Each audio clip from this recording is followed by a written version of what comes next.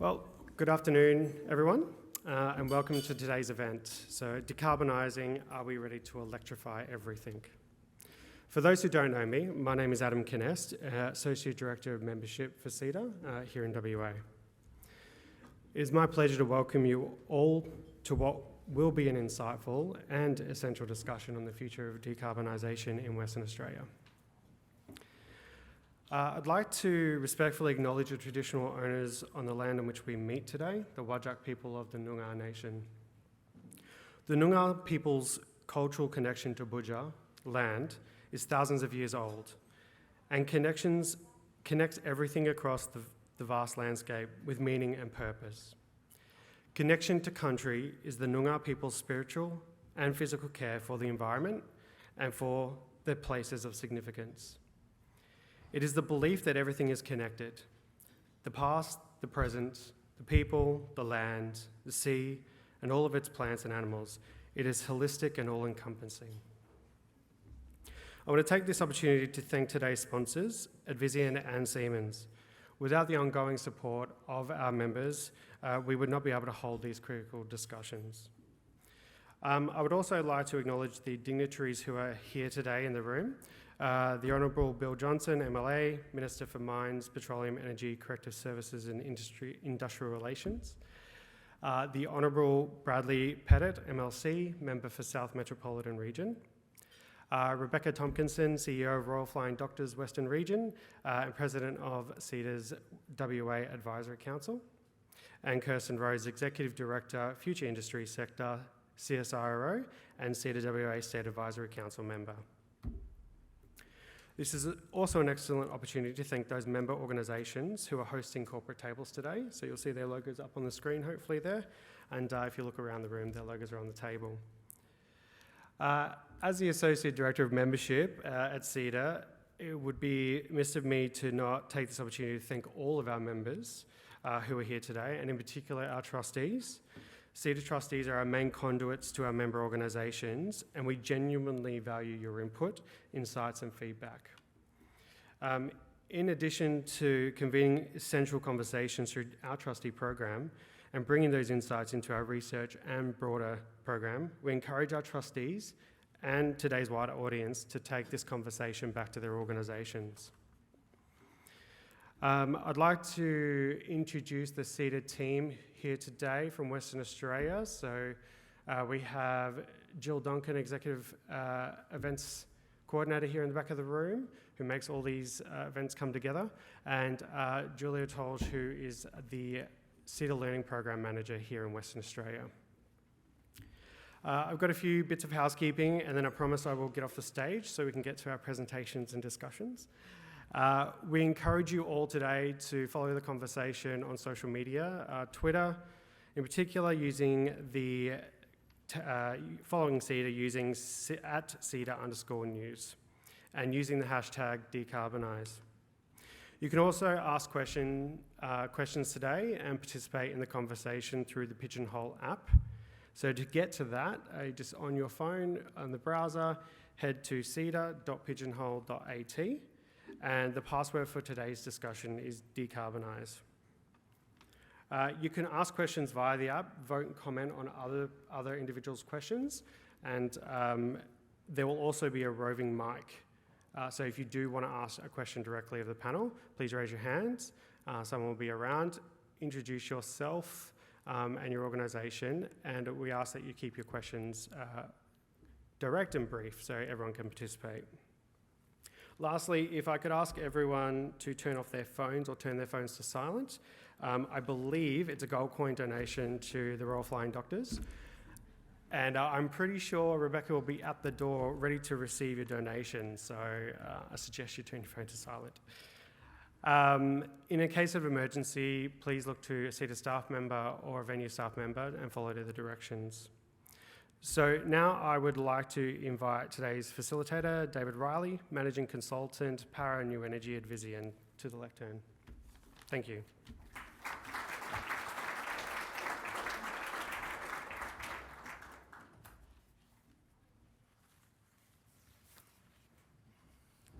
Thanks, Adam. So on behalf of Advisian, I'm delighted to welcome you all to today's event. Advision's purpose as part of the Worley Group is to deliver a more sustainable world, and one of the key means to achieve this is through electrification, from households to the largest industrial operations, supported by investment in transmission systems, renewables and energy storage.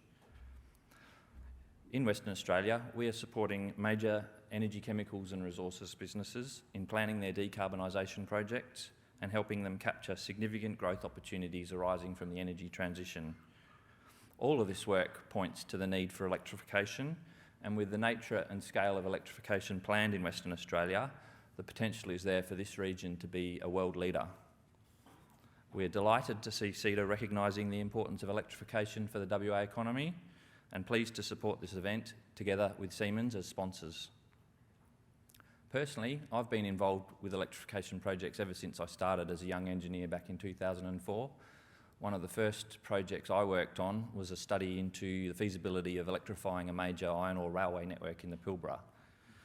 That study was actually a refresh of one originally performed in the early 80s.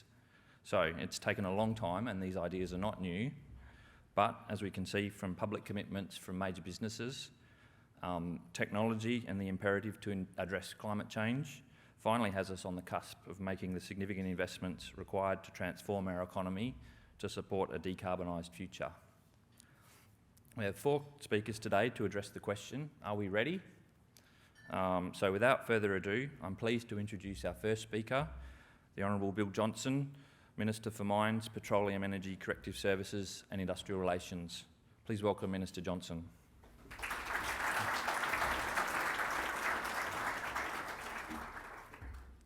Well, thanks very much for the introduction, David. I appreciate the opportunity to join CEDA here today. And of course, I begin by acknowledging that we meet on the traditional lands of the Noongar people, and I pay my respects to their elders past, present and emerging. Thanks CEDA and your events team for making arrangements today. Of course, thank the sponsor, Advision and Siemens, for their generous support. Acknowledge my parliamentary colleague, the Honourable Brad Pettitt, the other speakers, Stephanie Unwin, CEO of Horizon Power, and Chris Mears from Siemens. Of course, Rebecca Tomkinson from as the President of the CEDA Advisory Committee, and Kirsten Rose as well, my good friend. I want to apologise for the fact that I have to leave before the end of the event today, but it's a parliamentary sitting day and so I have to be out of here before 1:30. Brad Pettitt isn't in the same position because he's in the other house, he's in the upper house, and their question time is later in the day. So he doesn't have to rush away, but I apologise that I need to do that. So are we ready to electrify everything? It's a good question. So one of the issues that we have in Western Australia is that we have a very different electricity system to the rest of the country. And the pace of renewables in Western Australia is quite remarkable.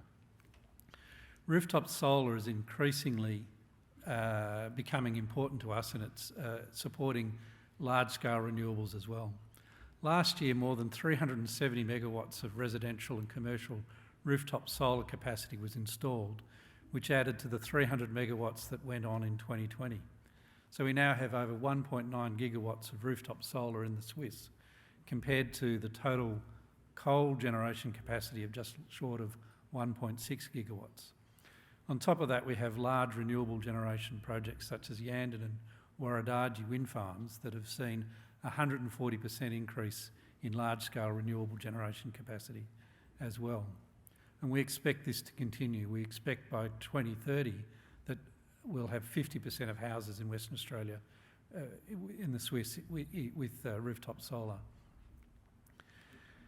We use more renewable energy here in the Swiss than they do in the national electricity market. So the last quarter of 2021, as an example, 40% of energy demand in the Swiss was generated by renewables compared to 35% in the national electricity market. We're very supportive of this uptake of, as the McGowan government, of this important green technology. But there are management issues that we need to deal with, which is why on the 14th of February we brought in emergency solar management. What this does is unlocks the amount of rooftop solar you can have in the system by making sure that we can continue to add more and more rooftop solar despite the low load situations that we sometimes face here in Western Australia. Because in the end, there has to be somewhere for the electrons to flow. So this allows us to manage rooftop solar in emergency, which unlocks the limits that otherwise apply to the amount of rooftop solar that would be allowed into the system. We're using Project Symphony to test the orchestration of renewable energy and other facilities in people's houses across 500 houses and businesses in the south-eastern corridor of Perth, suburbs like Atwell, Harrisdale and Piara Waters, into a virtual power plant as a cooperation between AEMO, Western Power, Synergy, with support from the federal government as well. We're building a big battery in Kwinana, a 100 megawatt battery to help unlock balance the system and manage the so-called duck curve. And we've seen Western Power roll out community batteries as well. And in October this year, we start retiring the Muja C coal-fired power station, where we've already retired the Muja A and B power stations. We've already seen Synergy reduce its Scope 1 emissions here in Western Australia by 45% in the last 10 years, and we know that that will continue. So the first thing we're doing, of course, is to make sure the grid works with high levels of renewable energy. The next challenge and opportunity is for electric vehicles. We all know that there's a global shift happening in the supply of vehicles for personal use. Prior to COVID, there was a time prior to COVID, I've met with Hyundai in Korea, I've met with BMW and Mercedes in Germany, and they all tell me about their ambitions in electric and hydrogen vehicles. BMW has publicly said it'll stop making internal combustion engines by 2024. Hyundai will do that by 2028 and Mercedes by 2030. So if you're driving a BMW or a Mercedes, you'll be driving an electric car. This is not a question of choice because there won't be an alternative. We can see that the sounds of the streets here in Western Australia are changing as more and more EVs are being used. And we've seen a 140% increase in EV sales last year, and we know that that will continue. And this is obviously a very good outcome for carbon emissions, and we strongly encourage the switch to EVs. But we also have to manage the challenges that EVs will cause to the electric grid, and that's why we're working, the McGowan government is working to get the policy settings right so that we can take advantage of this new low emissions transport.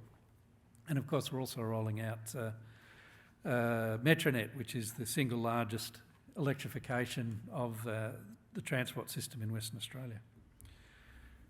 We know that many large customers of the electricity system are changing.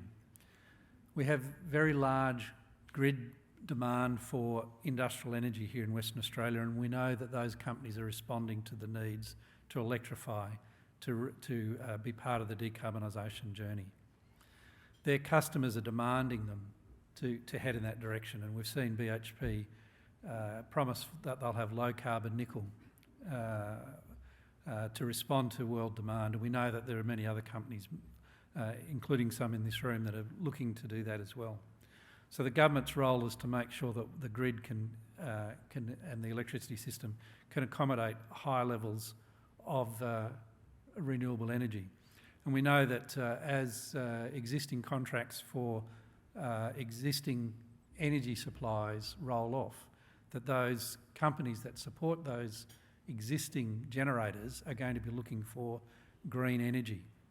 And so we have to make sure that our system here in Western Australia operates, and we've been running that program for several years now through the Energy Transformation Strategy run by Energy Policy WA.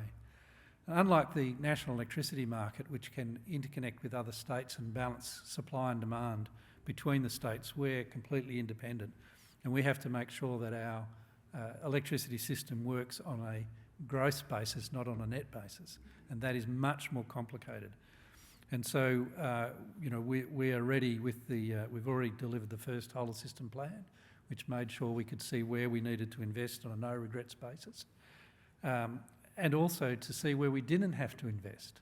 And so one of the great outcomes of the whole system plan was we could see that by building more renewables in the southern part of the Swiss, that can take out $500 million of costs from the system. We're now running the whole system plan again through Energy Policy WA, and that will give us a roadmap for the continued investment to support the changing generation mix, as well as storage and other technologies. But of course, here in Western Australia, much of our energy needs are off-grid. Unlike any other developed country, over half of the electricity consumed in Western Australia never passes through a grid, or it passes through a single proprietor grid, such as with the iron ore companies.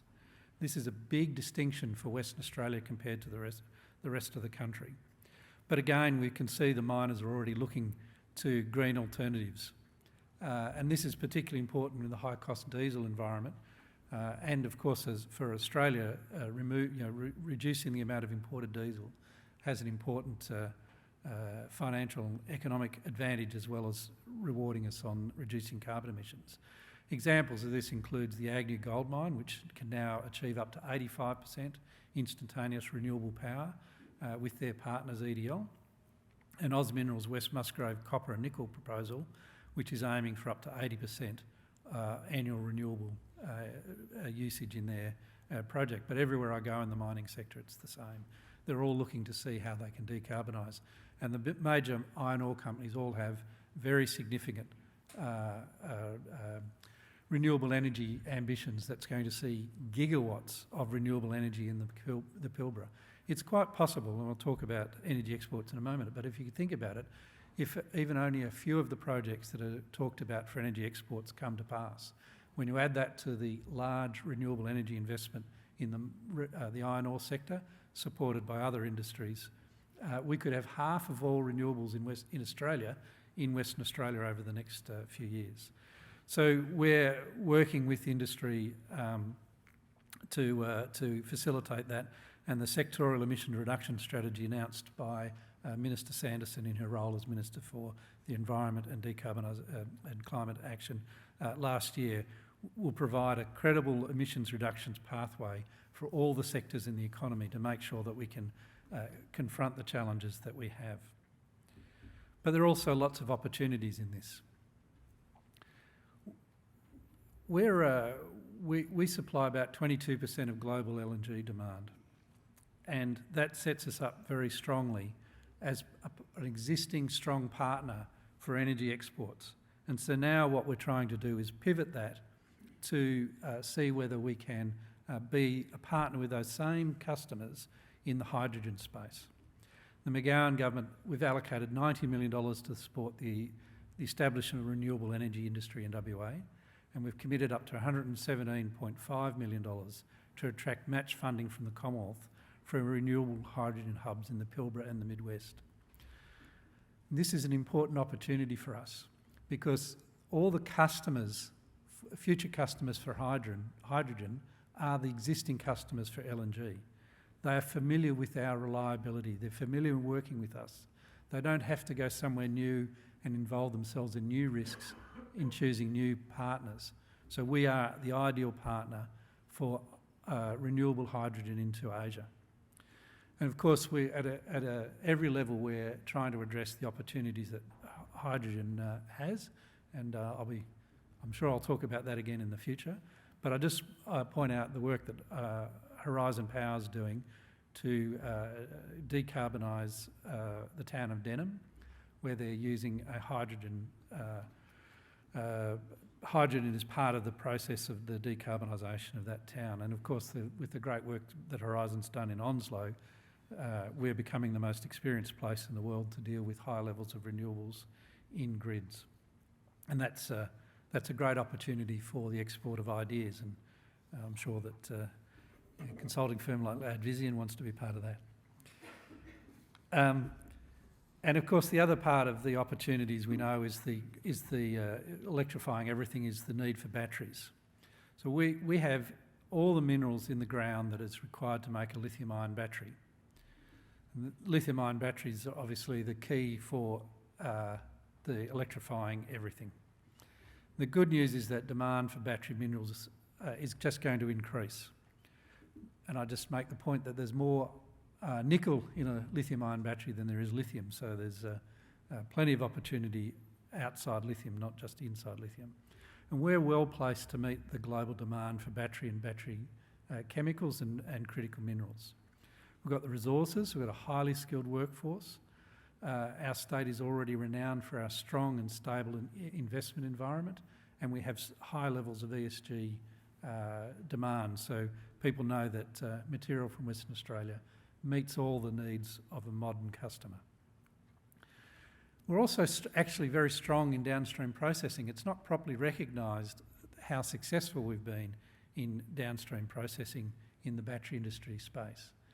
And BHP Nickel West last year cut the ribbon on the first nickel sulphate plant in Australia at their facility in Kwinana, and that's making a battery chemical. That it's taking nickel and turning it into the sulphate that is used in the manufacture of battery chemicals.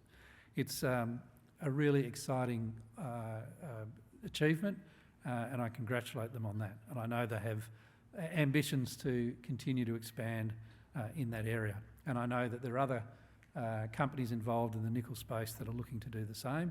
And of course, we've also had success in downstream processing of lithium with Tianqi's plant now at engineering completion. We look forward to it having stable production, hopefully by the end of the year. They're already planning their second stage. Albemarle expect their plant to be at Kemerton producing lithium hydroxide later this year.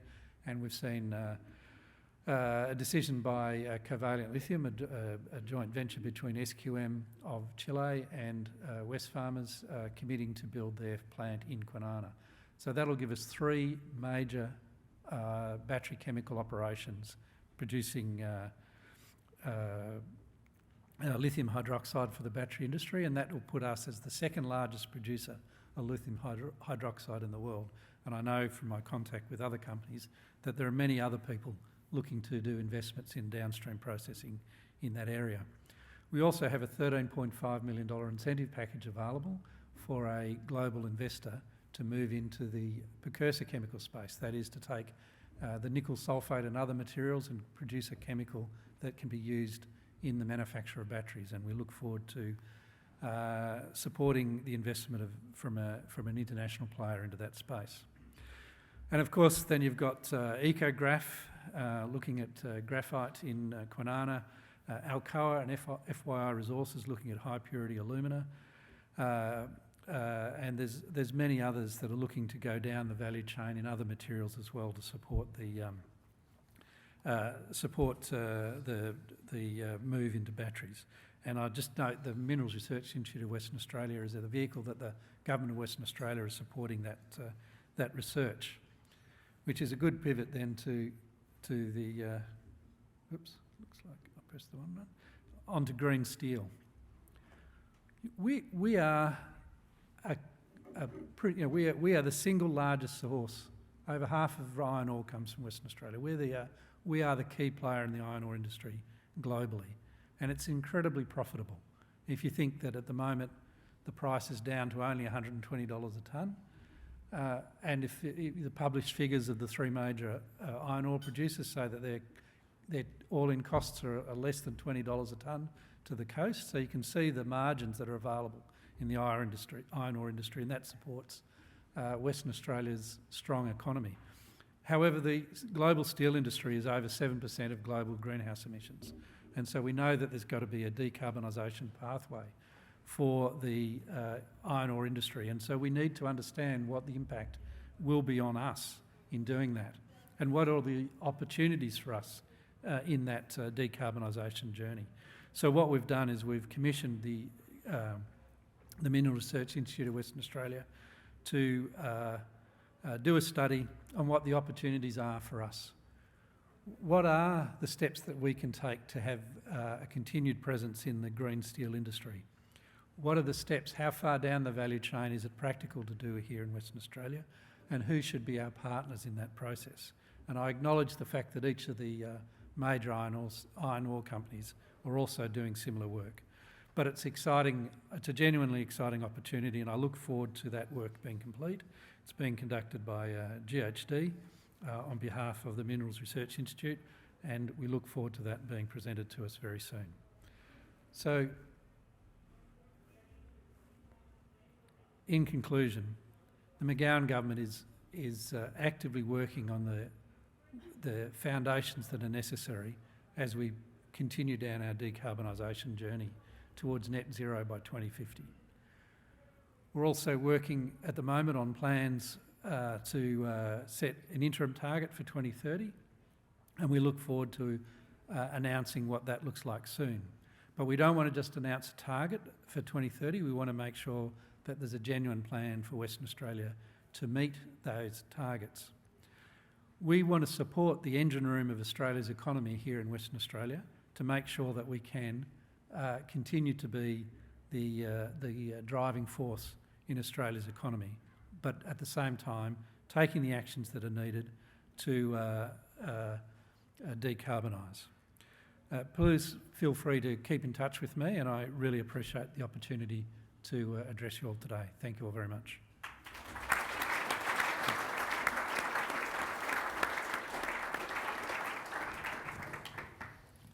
There we go. Oh, here comes your iPad. Thank you. Thank you, Minister. Thanks for your insightful comments and presentation. So I think we'll have a time for 2 or 3 questions. We're running a little bit behind, and I've got a few here on the iPad. Maybe just to get started, Minister, you paint a great picture of, I guess, the strong position Western Australia's in and a lot of the opportunities that are ahead of us. Yeah.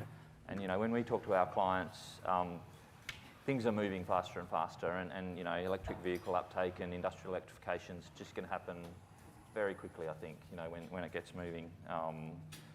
So how do we make sure that energy policy can pivot from this current sort of focus on a low load, high solar PV generation scenario to a scenario where load's growing very quickly, and make sure that the power network and energy policy and those things don't slow us down?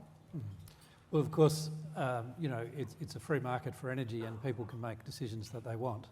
The grid, you know, if people are increasing their demand on the system, then they'll, like in every other state of Australia, they'll have to contribute to those costs, whether that's done in a you know, upfront capital contribution or a longer process. But rising demand is good for everybody because the grid is much more secure when it's large, and you know, we'd welcome new energy demand on the system.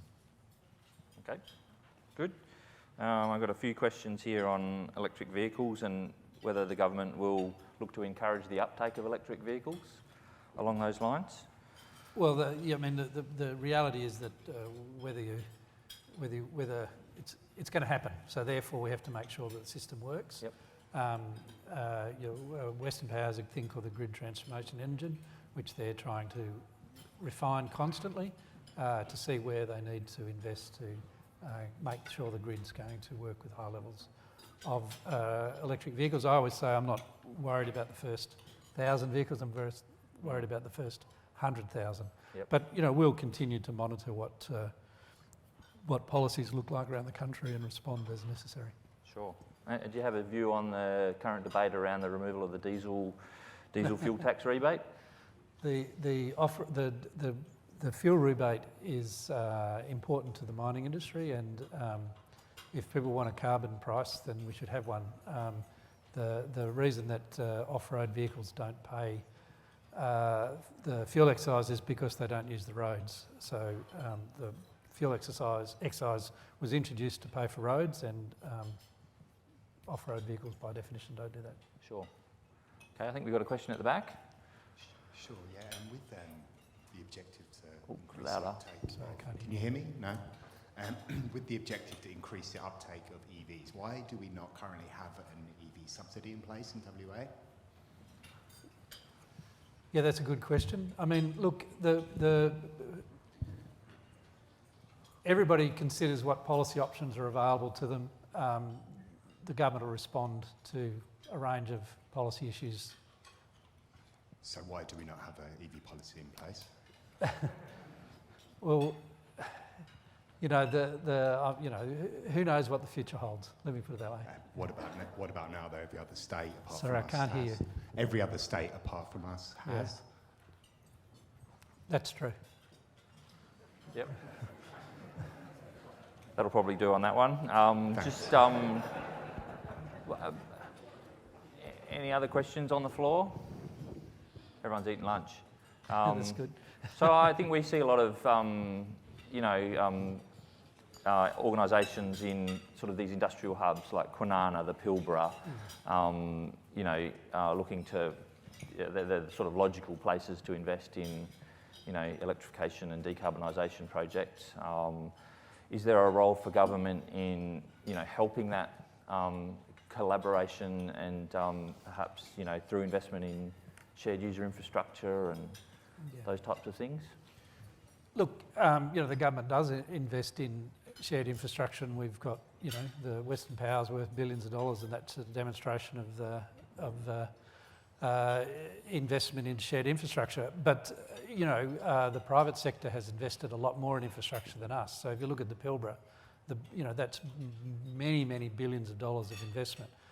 The great news is that some of those companies are now worked out that they're actually better off in a unified grid than separate pieces, and the great work that Horizon Power's doing. They've actually got a partner to do a piece of common user infrastructure in the Pilbara right now. So with the right partners, we will do common user infrastructure. But the challenge is that so many companies want to have infrastructure that's only built for their needs, and they want to call it common user, but actually size it only for their own activity. Effectively, they're trying to shift the cost onto the taxpayer. Well, if you're a multi-billion-dollar international investor, why do you need the taxpayers of Western Australia to pay for it? Common user infrastructure is got to be sized to be common user, because if it's sized too small, it doesn't.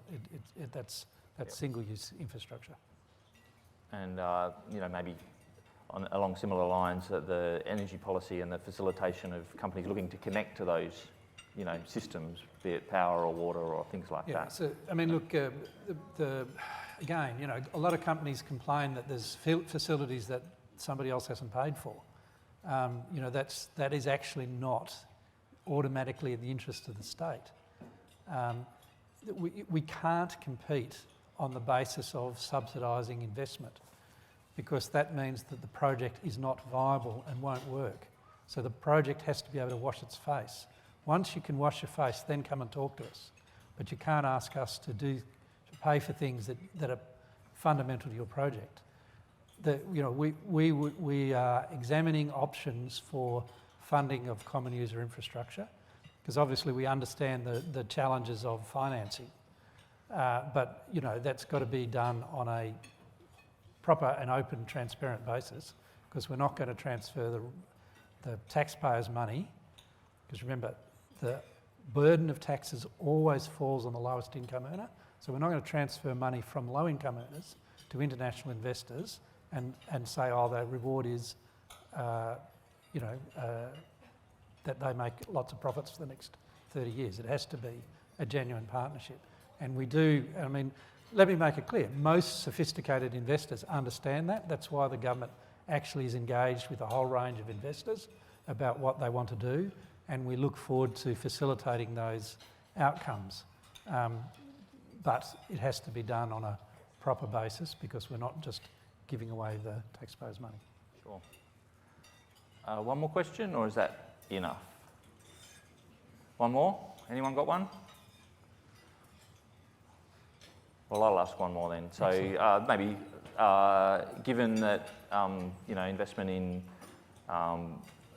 storage, energy storage, and looking at the government's DER roadmap and projects like Project Symphony and the VPP for Schools pilot that we've seen Synergy roll out, is there an interest in the government in facilitating householders and at a community level subsidising or encouraging the uptake of home batteries? Yeah, I had a meeting with a bunch of battery companies before the 2021, so late 2020, and they were pitching to me that the gap between the price and value of a home battery was about $2,000. So if the government gave people a $2,000 subsidy, they could install batteries. I pointed out that if they reduced their price by $2,000, it would have exactly the same impact, but none of them were prepared to do that.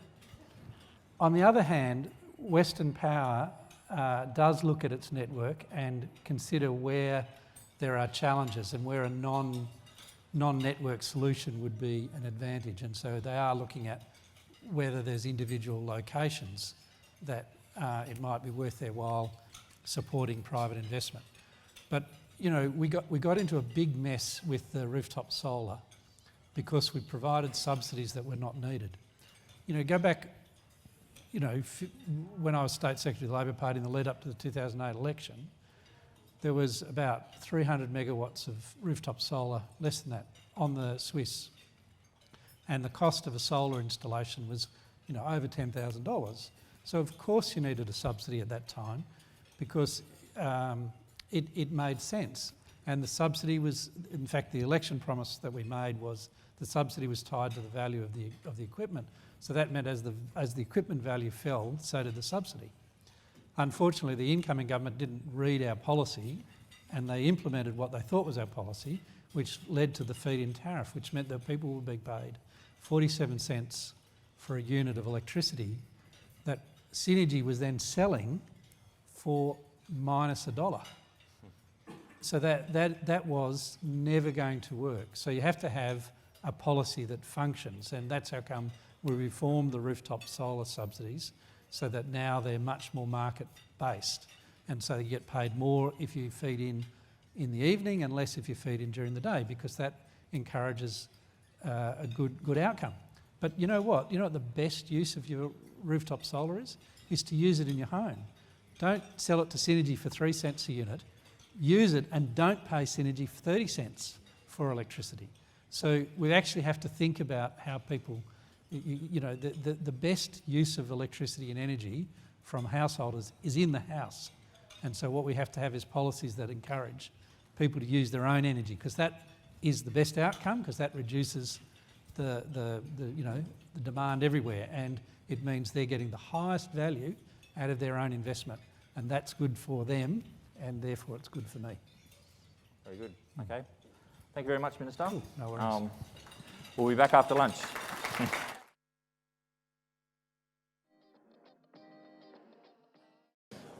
All right, we're back now for the panel discussion, so please allow me to introduce our three panellists. First, the Honourable Bradley Pettitt, Member for South Metropolitan Region in the Legislative Council of Western Australia. Second, Stephanie Unwin, CEO of Horizon Power. And third, Christopher Mears, Regional Manager for Digital Industries at Siemens. So we'll have a presentation from Brad and then introductory remarks from Stephanie and Chris, and then 30 minutes for Q&A after that. So please join me in welcoming Brad to the stage.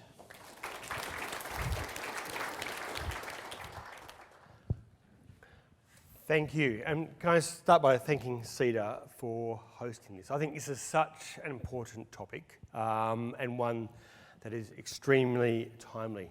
I'm going to do a 5-minute speed talk about some of the things that I think why we should electrify quickly. There are four reasons. I mean, and the first of those is undoubtedly around decarbonisation and climate change. Saul Griffith, for those of you who've seen The Big Switch, which is an extraordinary book in this space that came out a couple of months ago, talks about electrification as a vaccine for climate change, which I think is a pretty fantastic quote. And I like that idea. And he says, you know, like we do with COVID, we've got to go hard and go early. There is a huge opportunity in this space. But importantly, the reason for that is, even if you took the approach to electrification where you just replaced your old fossil fuel powered engines, be they on the supply side or the demand side, they would still, letting those run out their natural life, would still heat this planet by 1.8 degrees. And the thing that we've learned in the last couple of years from the IPCC is that if we're in a safe climate is 1.5. The fossil fuel engines we've got right now will take us beyond that. So we've got to electrify now and electrify fast if we're going to have a safe climate. But the good news, and it is really good news, is that will save us money, it will save households money if we do that. And I think this is actually the really exciting part about this. So Saul Griffith did some analysis of this. He talks about household savings by the end of this decade of over $5,000 per household per year. If we electrify our cars and electrify our households and how they operate, we actually save people money. And that's, I think, extraordinary. And just give some examples of that. For those of you who are having the pain of filling up your car at the moment, it's costing you $17 for every 100 kilometres that you're driving, around $2 a litre. With an EV, it costs well less than that. Actually, someone who is fortunate enough to drive one, I've worked out it's probably costing me about less than $2 per 100 kilometres at the moment, because I largely charge up from solar panels. And this is it's extraordinary. And these kind of savings, but we need to not make EVs something that people who are fortunate enough or well enough, often enough to afford one, and Parliament gives us an allowance for a car, and that's the only reason that I have one. How do we make this so poor and middle income households can actually make this transition and get these savings as well will be a really key part of that. He also talks about some of those key savings around space heating, around hot water heating. Pretty well, even just off the grid at the moment, you'll save 50% in terms of bills on those things. They pay themselves back quickly. We just need to actually get them into households quickly as well. And the other good reason to get them into households is because of health. There is some pretty compelling reports right now that burning gas in your house, as you know, burning cars, burning fossil fuels in our neighbourhoods, neither of those are good for our health, and that's another great reason to electrify everything. And the final one, and I want to acknowledge Professor Peter Newman, who's here today and who wrote a very good article that was in WA Today on this very issue around fuel security. Australia imports 90% of its oil products. Of course, we're actually only at about 2% of EVs. I did know the Minister says he thinks it's going to happen, but we actually want this to happen and incentivise it to happen now. And the quicker we have it happening, the quicker we aren't subject to price spikes in fuel. We're not subject to the vagaries of international markets. We actually produce all the energy that we need right here in Australia, from the sun, from the wind. It's an extraordinary opportunity. An extraordinary opportunity to actually make Australia for the first time actually fuel secure as we electrify, which is pretty exciting. I reckon you could list 100 really great reasons why you should electrify right now. I just picked 4, and one of those is around actually EV charging during the daytime. The Minister talked about the duck curve. We are producing too much electricity from our roofs, especially on cooler days, from the sun. And as a result of that, as he talked about, new rules in place where new PV systems will get turned off, which has to be one of the most frustrating things, I think, if you want to invest in a PV system, to know someone could turn it off. What we should be doing is actually getting more EVs. So yes, whoever asked the question around incentivising them, absolutely. Incentivise more EVs quickly. We're now the only state that's not incentivising them. And then making sure that they're charging up off the sun in the day. And then that actually addresses the duck curve, means we're making sure we're charging our transport sector off renewables, and actually also the cheapest time to do it. But we've got to get those charging stations into workplaces. And there's a real role for government to incentivise workplaces to actually purchase EVs and get charging into those workplaces as well. Heat pumps into houses, replacing gas hot water systems. Probably I should have gone further and said, I don't know why we're putting gas into houses at all anymore. All new houses should be electric. It makes so much sense. It will save people money, and you cannot decarbonise a gas network. You can't replace it with hydrogen, and without replacing all the pipes and all the appliances. Let's don't pretend we can. Let's actually just build electric houses. I also want to talk about e-mobility and electric bikes.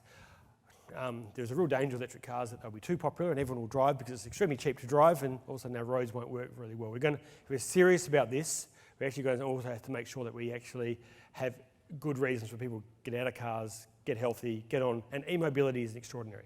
I must say, as someone who rides an e-bike to work most days, it's the best thing. I ride in my suit, I feel I get some wind in my air, it costs almost nothing, and it's the best way of getting around. And I think this could be I suggest that e-bikes and e-mobility generally, by that I mean scooters and all those things, are potentially the most transformative thing for cities if we get it right. And finally, electric buses. The state currently has a plan to order 900 new diesel buses. We're currently trialling one electric bus.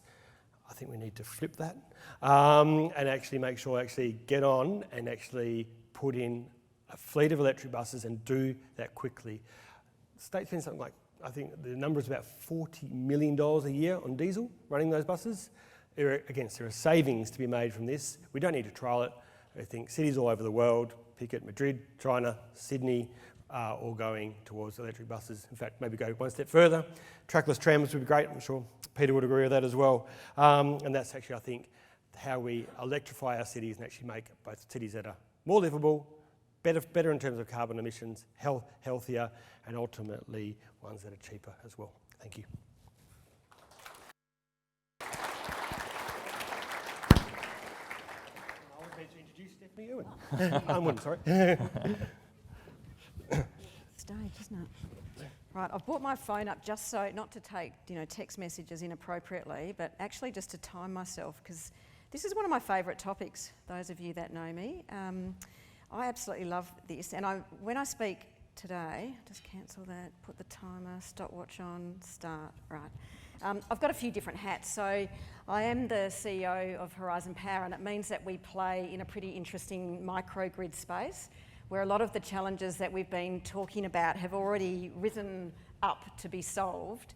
But I also come here, I sit on the CSIRO Energy Advisory Group and ARENA. So I've been on the board of ARENA for about 4 years. And one of the benefits, I can take that off, can't I, of sitting on the board of ARENA is you get to see some of the most amazing technology in this country very early on and at pretty early stages of its maturity. And then you get to sort of join the dots and think about how that technology can be an amazing part of the answer to absolutely, we need to electrify, and how do we do it?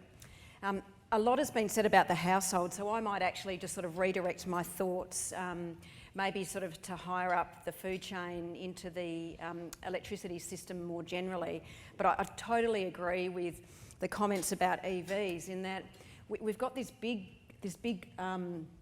excess in the middle of the day, and the only thing that I can think of that can solve that excess really, really quickly is to get EVs or e-mobility of some sort into our market and really encourage the charging of that at the time when we have so much excess sloshing about. The other way to do it, of course, is use that excess to produce hydrogen, and that's my second favourite topic, but I think a really important one for the electrification discussion. So on hydrogen, there's a lot said about it. And depending on where you sit in the debate, you might think it's fanciful, it's so far away, or you might go, this is actually the silver bullet. I'm in the silver bullet camp, so I'll declare myself quickly in that space. What we're trialling, in fact, we're not even trialling, we're deploying this in Denham, up our beautiful coast. We have to solve the problem of what is called firm renewables. So we've got all of this great stuff that when the sun shines and the wind blows, we've got it in abundance. But what we don't have is something to do when the sun isn't shining and the wind's not blowing. So we need this thing called deep storage. And it's not a minute and it's not an hour. I'm talking 8 hours, maybe 12, maybe a couple of days, depending on conditions. Not probably seasonal yet, but that's entirely possible. What we're having a go at, and I'm not for here to say that this is easy and that we've got all of the answers, but the technology is mature. How it's utilised is where I think the innovation is now before us. What we're going to do there is we'll use a dedicated solar farm to produce the energy that will then split using electrolysis for hydrogen, and then that hydrogen will get stored. We'll compress it and we'll store it, and then we'll put it through a fuel cell and then pump it back out into the distribution network, and we'll completely green 24/7 supply green energy to the folk of Denham. Now I'd love this to work, I'm convinced it will. So in a couple of months you'll all be able to see whether our very, very clever engineers have come up with the goods. I have no doubt that they have, as I said, because it is mature technology. But what it does is it firms that green energy. Now, the challenges for us in this country, in order to get to these decarbonisation goals, is the cost. So the cost is about 12 times for us out of the money, compared to either not firming it, using gas, whatever our choices are, or batteries. And batteries won't work. So batteries for us, we would need to have so many batteries to get that 12 hours of coverage. It's not the right answer for that use. Batteries have got much better uses, and I don't think it's that. But we also have to trial other technologies like vanadium flow batteries. And at the moment, we don't really get much beyond lithium ion, and we need to. So we need to have things that work in really, really hot conditions. In our footprint, we're talking about plus 50s, and traditional batteries don't really like spaces that aren't heavily air conditioned, and there's a cost that comes with that. But I've got about 45 seconds left. God, it goes fast, doesn't it? This electricity sector, if we are talking about decarbonising it by, let's say, 2050, and I think many people will say that is the absolute latest. Your customers aren't with you if you haven't done it a lot earlier than 2050. We need about 300 megawatts of new renewable generation on the ground every single month from now on. Now that's a staggering amount of generation. And what you have to think about is, do we want to, what is the dual usage of our land? Because we've got a traditional owner discussion to have here, we have a community discussion to have here. And if the benefit of that generation is not being felt by the community where that generation is being installed, then you have a real social licence to operate issue. And it's why I love, and I'm going to come back to the household in my conclusion, if you can do a lot of the hard work in the household, 40% more efficiency, if you're using the power where it's generated at the right time, you maybe don't need to do as much of the ultra large scale generation that is going to cause a huge amount of community angst, but you will need some. So it's not going to be the answer to everything, but you need to be very thoughtful and mindful that the communities you operate in give you the licence to do the work you need to do. And how do you make sure that you get that balance right in the electrification? So I guess my summary of all of this is all the technology is pretty much here. We can get to 90% plus today. Hydrogen will get us to 100. There is a cost equation, but I don't want anyone to forget that whole not in my backyard, and it's a really fair comment that we need to approach. And we must also approach social equity, that not everyone has the means to put the stuff on their roofs and have the e-mobility. So how do we make sure that we do community solar and community battery so that people in hardship are also winners in electrification? Thank you.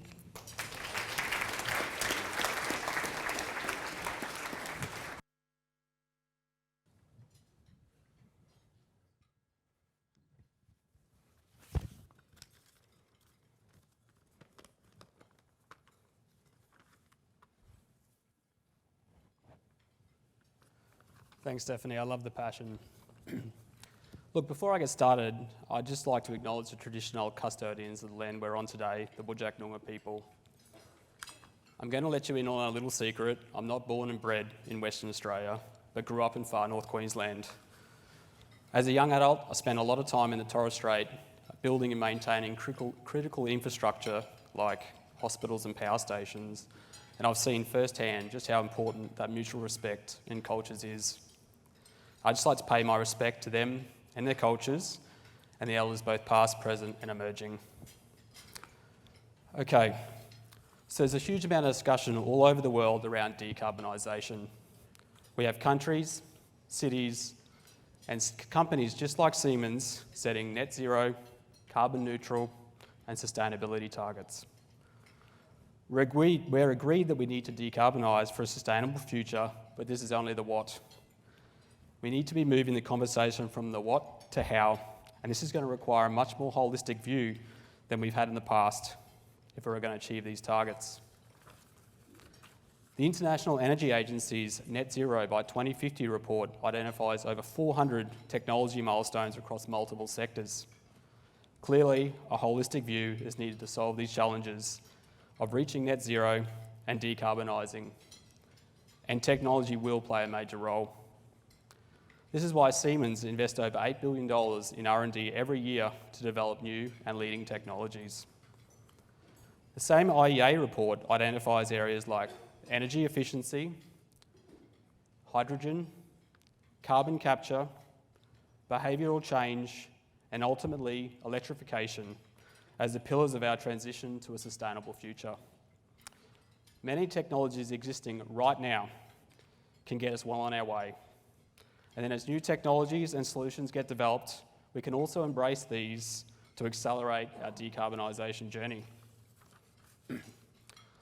Solar and wind generation technology is available to us today, and our state has no shortage of sun and wind, but we need to move quickly. The rapid move towards more and more decentralised renewable generation will pose a challenge, but battery-ready grid stability projects like Siemens have done with Western Power in Kalgoorlie demonstrate the technologies available today to help the existing infrastructure cope. As the IEA identified, there is a lot more to solving this challenge than just having wind and solar. We know that digitalisation, the industrial Internet of Things, and Industry 4.0 is already and will continue to play a pivotal role in electrification because it's the enabler. It's clear there needs to be rapid growth in decentralised generation and storage, but it's the interconnectivity of people to everything that will allow us to organise this, to orchestrate and optimise how our energy ecosystems interact. Let me use an example of our everyday life. We use an app on our phone to plan our day and tell the office when we'll be coming in. From that simple input, the building can schedule which lights to turn on and when, how much space needs to be climate controlled for the day, and as more people move to electric vehicles, when they'll be plugging in for a charge. The smart building knows its own generation capacity, its storage capacity, the forecast demand, and the additional battery capacity available from the electric vehicle parked in the car park. But this view is much bigger and more interconnected.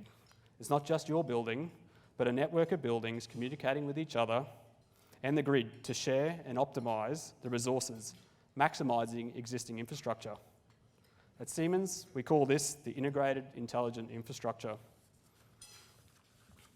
As I said in the beginning, we know what we are trying to achieve, net zero. The challenge is now to focus on how we're going to get there. There are many initiatives and technology areas that will deliver the how, but don't just take my word for it. The International Energy Agency identified over 400 technology milestones. Electrification of everything, or almost everything, will be an important part of decarbonisation. Digitalisation, an important enabler. But all this can only be achieved through close interaction of society, industry, and our education systems. Thank you.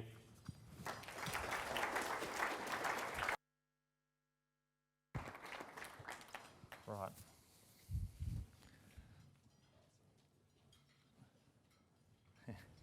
Right, thanks Brad, Stephanie and Chris. So we'll have about 30 minutes for Q&A now. So again, you can put your questions in the app or ask them in the room. We've got a microphone somewhere, so just put your hand up and someone will bring the microphone. But maybe just to get started, so I think a lot of the heavy lifting in decarbonisation and that is going to happen in the Pilbara, right, with the major businesses we have operating up there. And historically, I think investment has been handled by the owners, right, without very much coordination and shared infrastructure and things like that, sort of along the lines of what we talked with the Minister about earlier. Is that the right way to go about this? Is that going to get us to where we need to go? What's Horizon Power's role in that, Stephanie, perhaps to start with you? That's all right? Yep, happy. Love the Pilbara too. Topic number 3 of passion. The Pilbara's got such an opportunity, I think, for Western Australia and indeed the whole Australian development of new industry. We've got a whole lot of our carbon jobs are sitting in the Pilbara, and to move those jobs to the decarbonised world with, I think, that move from just digging stuff up to actually turning it into, say, green steel, as the Minister referred to earlier, is one of the most unique and, I think, very strong competitive advantages that we've got in WA. We've also got a green ammonia industry, so we've got a whole bunch of stuff we can do that is domestically really, really smart, but also from an export perspective, you've got huge opportunities up there. You've got infrastructure that sits in ports, you've got infrastructure that sits in rail, and whether you move stuff around through transmission or through pipeline, the Pilbara is no stranger to very big transmission and pipeline infrastructure. You've also got a very stable environment politically, And energy security has become incredibly real, you know, in the last few weeks because of the situation in the Ukraine, which is dire. So WA has an enormous amount going for it, and doing it together rather than, I'd rather see that WA promotes an industry rather than a project, because there are so many other industries that hang off it and so many players who can benefit, as well as the communities themselves, and they're a big part of saying yes up there. Mm-hmm. So the community on the ground is going to want to be a beneficiary of that work. And common use infrastructure for transmission, for example, is the way that you move stuff around to where you need it. And that will then say, well, I can unlock this area here that people all agree is the right spot for the generation or the, you know, the electrolysis. And then we can use it and move it around out to port. So Pilbara's got a huge future. We have to get coordinated. You've got to get everyone behind it, and you've got to do that really quickly because the world's marching. So let's go, I'd say. Good. Brad, Chris, or Brad, you go. You got your mask on first. Stephanie was certainly. I think Steph's definitely absolutely right. And there is going to be a huge opportunity there. Well, one that is Western Australia's for the taking, but it's also competitive. So, I mean, some of those key spaces around green hydrogen and green ammonia, we're just not like we're the only ones doing it. And if we don't get on board with that pretty quickly and actually get these projects from idea phase, and there are a lot of pretty impressive kind of projects out there in the wings, but actually get those pretty quickly to market. I think there's real danger we'll be out competed. And I don't just mean in Australia, I actually mean by, you know, some major competitors in the Middle East as well. And I think that's the risk, but it's also the great opportunity for WA, because I just think this decade has to be, if we're going to put climate front and centre, if we're serious about it, it has to be one of the most extraordinary transition to clean energy, and we're just so well placed to do that. Sure. Yeah, thanks, David. Look, when we think of sustainability, I mean, it's not just about the environment, of course. I mean, it's a major factor, but we've got, you know, the social and economic sustainability as well. But I see like technology like hydrogen. You know, if we think of mining equipment, so much of it's already electric. It's already the traction, the motion part is already electric, but it might be diesel driven. We think of hydrogen in those industries. I mean, you're making that fuel now on site. You know, you're taking, I don't know if any of you have been up to the Pilbara recently, I'm sure there's plenty here that have. I mean, the amount of road trains hauling diesel around, you know, they're off the road. You know, the roads will be better, they'll be safer. We talked about the social interaction of communities and things, but it's just such a massive opportunity. And rather than fuel being a commodity cost that you're out of your control, now the way you generate and use electricity will be your competitive advantage. So I see it as a huge opportunity for the Pilbara. Great. Yeah, and maybe just to segue from that, one of the questions on the iPad is hydrogen versus batteries and other sort of electrification technology for WA industry. I mean, are these things competing or are they complementary? Do you want to start that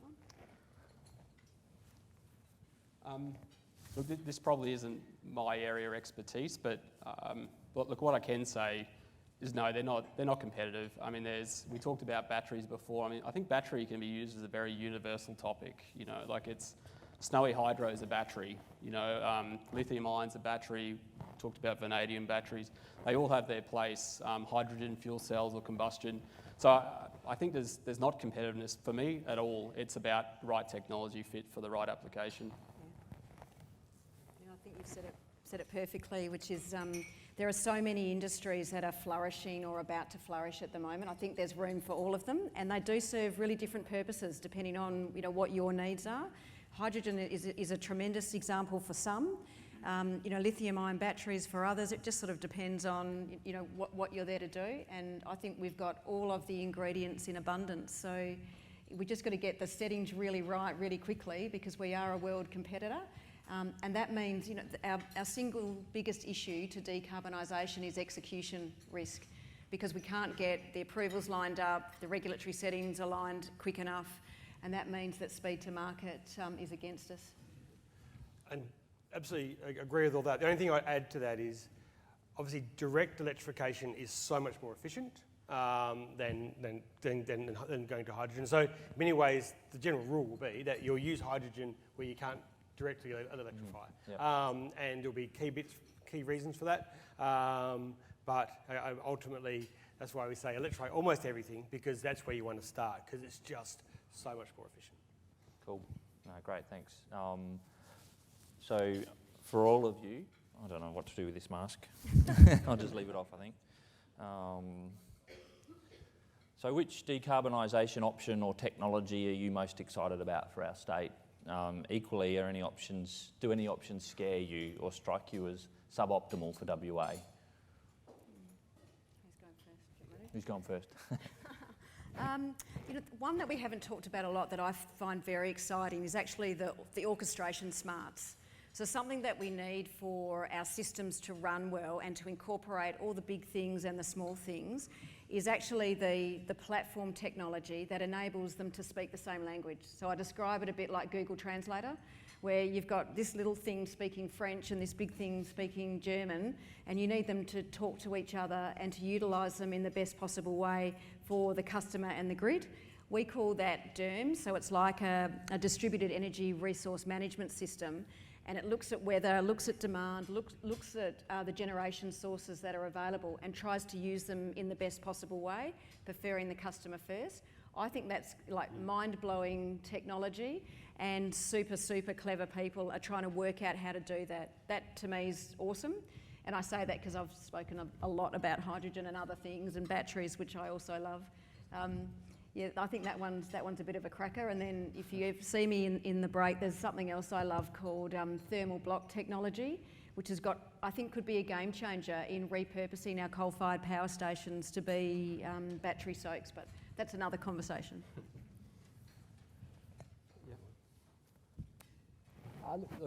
Nothing scares me. I think a lot of the technology we've been speaking about today is quite mature. It's quite well used around the world.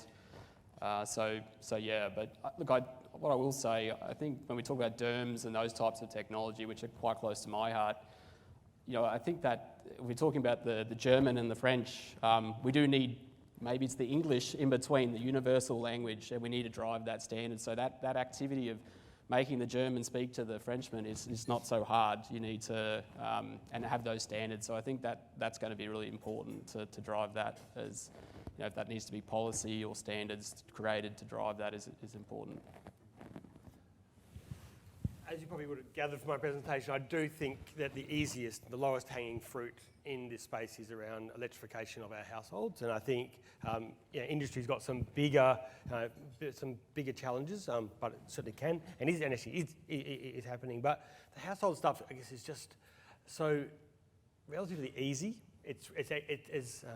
As Chris said, we're already doing it. It's about scaling it up quickly and in a way that's fair and saves people money. And for me, I guess that's where there is just such this extraordinary opportunity over this decade to electrify pretty well every household in terms of how it runs and how it transports itself, and linking that with renewable energy. And we are a long way not only to solving the climate crisis, but we're a long way to actually making households better off. And for me, that's the bit that excites me. Question from the floor? We had one over there too. Sure, thanks. Oh, it's a bit louder than before. This question for Steph. Brad just spoke about electrifying households, and I was wondering if you could spend a bit of time talking about what's going on in Esperance as the emerging case study in sort of that field. Yeah, thanks, Joe. That's a great question. When we start to make decisions that see us move into a much higher renewable space for our communities, inevitably you find that some assets are the winners and some are the losers in that. And we've probably got a live example now where moving to a high renewables content that's both contributed to by the household, so they're the winners, and we have wind and we have solar, and at this stage we have some backup from fossil, has meant that the supply of gas into Esperance is no longer commercially viable for the incumbent operator of that. Now, if you think about that on a much larger scale, Alberta in Canada is talking about ruling out or phasing out gas by 2030, and Victoria have said that they're going to phase out gas by 2050. So the realities of doing it, the practicalities of doing it, are here with us now in Esperance. So we've got about 400 customers who will need to move from a gas retic network to a fully electric network with the odd one where it's not possible would go to a bottled gas solution. And look, it's no mean feat, and I don't want to at all diminish what it means to be a customer with the anxiety that goes around that, having a choice taken away if you're used to it, and what it means to therefore have to go from reliance on a gas and electric outcome. But it's also, to your point, it's a huge win-win as well. So if you're not used to having an electric hot water system, it'll probably save you about 40% of your electricity bill. Moving to a fully electric outcome is actually, in almost every case, very significantly better off for your household hip pocket. And the logistics to do it are around needing a gas fitter to come out and take the meter away to make safe the pipe work. Otherwise, it will stay in place, and then you install electrical appliances on a like-for-like basis. But Jai's asking me that because it's real. It's real right here in WA, and we are, I guess, demonstrating how it is done. But also that you've got to speak very openly and transparently with your community, because this is a change, and with change comes anxiety and fear, and why should this happen to me, and who's going to pay? And we're at the forefront of that in WA. Can you imagine that journey if you're doing inner city Melbourne? That's not 400, we're talking millions. So it's a fantastic question of the realities of electrification. Cool. We had another one there. Thanks. This morning I, on the news, was not very pleased to see the Director General of the United Nations saying that the laggards of the world have to start catching up, and mentioned Australia as the best example. I'm actually on the IPCC, and they're on the last phase of our report, which is coming out on April the 4th. So I failed basically to get across the fact that we are doing a lot. And what you heard here today, I'm very pleased to hear, you've really been able to highlight so many things you can be very proud of that are happening. And there's so many myths around about what Australia's not doing. But what I wanted to ask was, Stephanie has said we should be promoting industries, not projects. We've got so many projects now that are fantastic demonstrations, and they now need to be mainstreamed, like that Esperance one. How do you promote the whole thing to mainstream now? This is the big issue, and we've got to do it quickly. It'll help to have a federal government that's behind it, but there is a lot that is going on in industry. It just needs to be joined up and made significant. Thanks. Great. Who wants to go first? Branding. Yeah. So, look, you're right. We're doing amazing stuff in this state and in this country, and I think where it's probably not resonated well internationally is because it didn't come attached to a really firm statement about this by this date. People that know me know I'm all about who, by what, by when. So targets matter. Having a stake in the ground really matters because it really focuses the mind and resources about the job that has to be done. So I guess my commentary would be that the reason Australia has not fared well internationally is because it hasn't come out in a really strident way that the world was looking for. Having said that, it has a pathway. It is backed by technologies that are funded to get there, and it does have a 2050 pathway. I think what we saw, though, is that the world is looking for 2030, and when the world moves at that pace, how do we move with it? I would say that everyone in this room is part of that solution. We've got the answers to get there very quickly, but we then also do need to have that last 10% discussion, because that's another elephant in the room, that last 10% is extraordinarily difficult, and it comes with some questions that are challenging for everyone around what we think about offsets and what is the price you're prepared to pay if you're not prepared to offset. Look, I don't think I've got anything to add, Stephanie, on that one. It's a good question, Peter. And I think both WA and Australia, it's two sides to it. Because we are doing, I think we heard today, some good things are happening. I think the frustration, as Stephanie said, is that there is the lack, and this is a criticism both of WA and the Australian government, is that we haven't given ourselves clear targets for this decade that match the science. And there is no clear path about where we're going. And for me, that's a great frustration, because if we did that and did these good projects, and then that would mean we need to scale up some of what we're doing. And I think I highlighted some of the frustrations today around the wait a while attitude, around let's trial a bus, when actually we can just get on with it, and actually roll out a series of programs. Because we're totally there, you're right. And I mean, you've been at the forefront of this for so long. There's so many projects that could get up and running right now around that transformation that I think do need to be scaled up quickly. And I think governments, and this is across Australia more generally, aren't doing that as quickly as they should if they're serious about the climate science. And so I share your frustration. I wish they'd scale it up, and I hope they listen to you. Well, what is the role of government here? Like, we see industry leading the way in a lot of respects, and the community as well, I think, is broadly on board with the need to decarbonise and electrify. I mean, do you see a direct role for government in funding things, or at facilitation and enablement, or just maybe a bit of leadership, perhaps? Or all of those things. And it's not just about asking for money. So the funding things can actually be around having proper programs so take the household option again, where people can get the savings. So there could be a community battery, or it might be, we're talking a lot about hot water heat pumps today, but giving low interest loans to households so they can put those in and make those savings.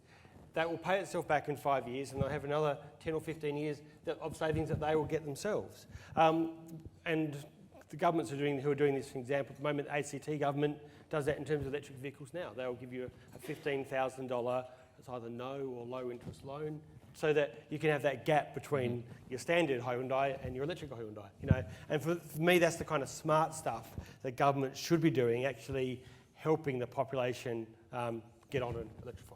cool. I think there's probably a couple of really easy ones that would be great to see, and maybe to see federally. One of them would be to set sort of a national fleet emissions target.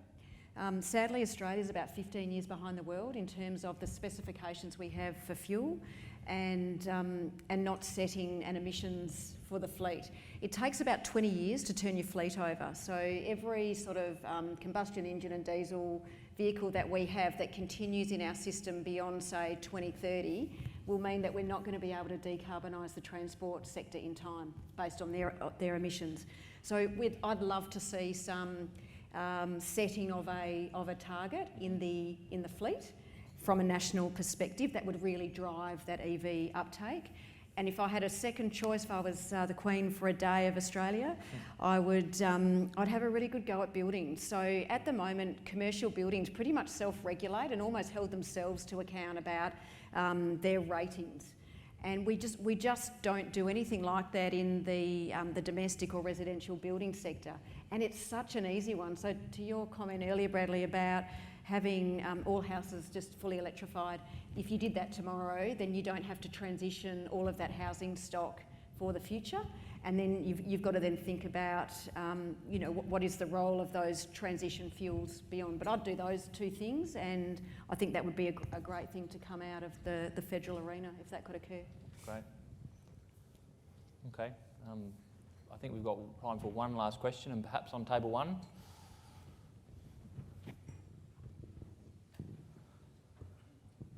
Thank you. Dean Sharafi from AEMO. World is reliant on energy sources that sometimes are in the hands of dictators.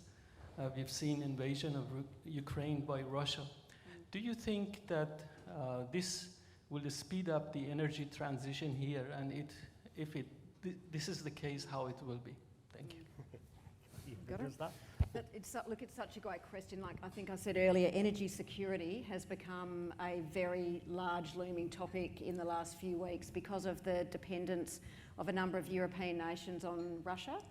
And people are now looking, those nations are looking very seriously at how they get their own energy security. And typically it comes from what we have in abundance in nature, which is, you know, wind and solar, and making sure that that energy security is sitting much more locally than through pipelines and the like. So your question is it going to speed up that decarbonisation? I think the answer is unequivocally yes. So if there's one good thing that can come out of that horrendous situation that we see every day, that might be it. But what does it mean for Australia? I think, you know, Australia remains a safe haven for investment for export. And I know Germany, and you know, we've also had both state and federally programs to, you know, buddy up with some pretty impressive other nation states, including Germany and the like. There's a real opportunity because we're a safe haven for our exportable fuel, and in that sense it's green hydrogen, but also you're seeing, for example, if Sun Cable, which looks like it's got some pretty formidable investors behind it now, that's going to be exporting green energy to Singapore. So I think the answer is yes, and we are already, you know, big players in that, which is pretty exciting. I love Stephanie's optimism, and I absolutely hope you're right. I think, yeah, look, it should. And that would be the rational thing. That said, there is a real danger, though, that fossil fuel interests double down, especially domestically. So that's the reason that you should amplify and actually, so you're not relying on foreign sources. You know, open up fracking in Australia or the US or wherever it might be to do these kinds of things. So I think there are dangers there, but I think this is actually where, again, government leadership matters, around actually saying we need fuel security, that this is a wake up, and the best way of doing that is actually the shift towards renewables. So, yeah. Bruce? Yeah, look, I'll just say I'll back Stephanie on that one, and I see the opportunity for us. You know, we are seen as a stable country, a stable region to source fuel from, and there has been a lot of work between Australia and other regions of the world looking at green fuels, and we've got such a great opportunity here to be producing green hydrogen, ammonia. There's so many of these transportable fuels that we can take to the world, and yeah, I think it will.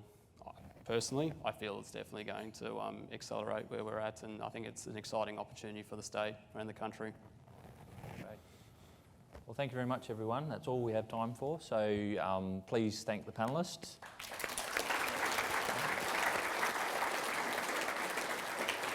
And can I invite Kirsten Rose to come to the stage, please?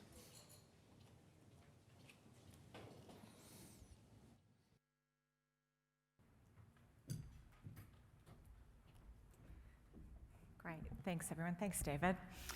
And I'm standing between you and the end of a timely departure, so I'll try to make it pretty quick. But I just wanted to say CSIRO is a really proud member of CEDA, and I, of course, am a proud member of the State Advisory Council.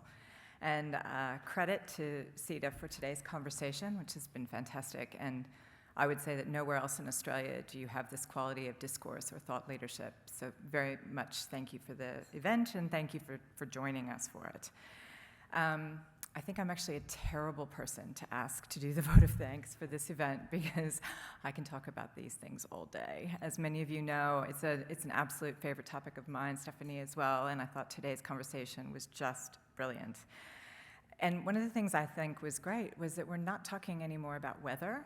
It's how, and that's a really, really great step forward, and I think there's a lot that we can celebrate about how far we've come. Today really, I think, explored the wicked system challenge that decarbonisation is for the world and for Australia, and very particularly, I think, for Western Australia. And we talked about some of the really unique challenges. I thought the minister summarised them really well around geography and industry that our state has in this journey. But today was a really sophisticated discussion about that interplay, right, of technology, of behavior change, of policy, of economics, of regulation, and the right technology for the right need. And that's a really important piece of the discussion. And I really enjoyed the discussion of the opportunities for WA, but also the challenges. So I love that we spent time talking about households and sort of the untapped power, I think, still of households and behavior change, and some of the relatively simple things that we can do to harness energy efficiency and suck up some of that excess solar during the day. But then equally, we talked a lot about the challenges of decarbonisation in industry, which for WA is a really significant challenge. And that last 10%, Stephanie, I think, is something really interesting to explore. But that also just tells us how sophisticated the discussion was today, that we even touched on that. And really talked about how we can leverage WA's vast strengths in terms of our infrastructure know-how, which is incredible, our stable investment environment, our vast renewable resource, which we actually kind of now take for granted. It was a discussion years ago, and now it's a given, and really capture that value for the state. It's not without its challenges. The execution risk, I think, that Stephanie talked about is absolutely critical. And also that evolving conversation around where the benefits of this do accrue. And that conversation we're having around communities in our state, I think, is a very important one. But really importantly, and thanks Peter for your comments too, we are getting on with it, but we have to mainstream it, we have to scale it, and we have to do it really fast. And so I think that this evolving conversation, whether you're pro or con hydrogen or somewhere in the middle, the very fact that we're having that debate is going to accelerate the solutions, which is the important thing. So, the topic of today's conversation was, are we ready? We're definitely ready. We're already doing it. So I think the question really, the throwdown is, how do we do it faster? And how do we do it in a way that is a just transition? And so I think if you can do nothing else, it's bring this conversation back to your household, to your organization, and certainly to the public discourse, because I think that's actually where we're gonna really see the transition. But thank you very much. I'll leave it there and hand back over, I think, to Adam. Thank you. Thanks very much, everyone.